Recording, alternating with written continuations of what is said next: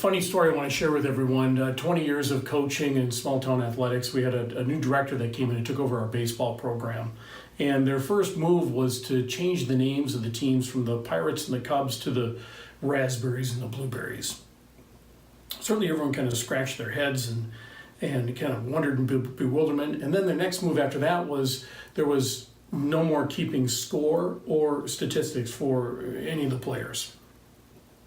And when the question of why, what the purpose behind this was definitely to protect the emotional well-being of the youth players that we were coaching at the time, which to me just seems really ridiculous because the parents, peers, players, I mean, you can't unsee somebody striking out the plate. It's happened. It's history. Everyone was there. And either you've kind of got two choices: either make some adjustments and do something about it to improve your game, or don't. The emotional resiliency that develops, because in an athletic situation, of course, that loop takes place multiple times in a practice, several times in a game type environment.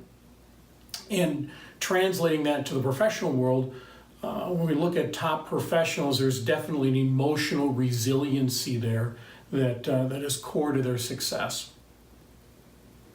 Now, recently speaking at the Pro Dealer Summit, was shocked at the number of operating companies that don't share their financials with their people.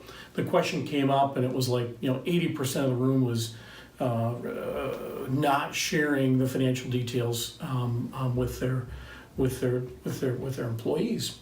And from my perspective, it's really no different than not keeping score in a baseball game or keeping statistics as you're really looking to learn and develop skill sets.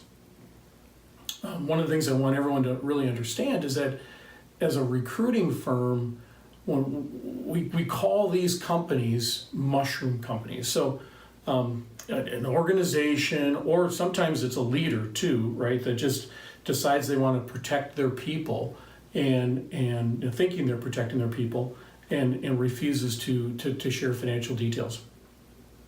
From a recruiting firm's perspective, we actually look for those companies to pull their top talent from.